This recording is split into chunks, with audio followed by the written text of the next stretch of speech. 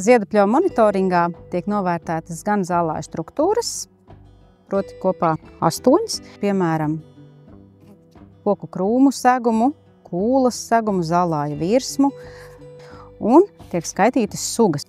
Sugu skaitīšanai mēs katrā pļavā uzzīmējam garāko diagonāli, uz tās vienādā attālumā tiek izvietoti 10 punkti.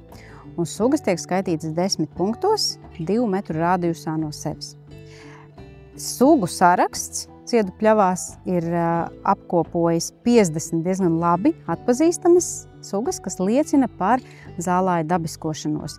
Tās ir sadalītas anketā pa krāsām, un tas ļauj arī saimniekiem pašiem vieglāk šīs sugas atrast un atzīmēt.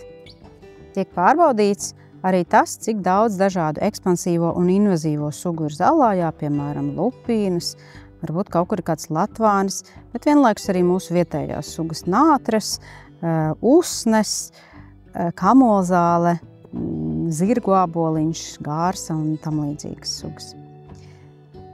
Papildus tam atsevišķi skatāmies vienkārši sienu pļavas un arī ganības.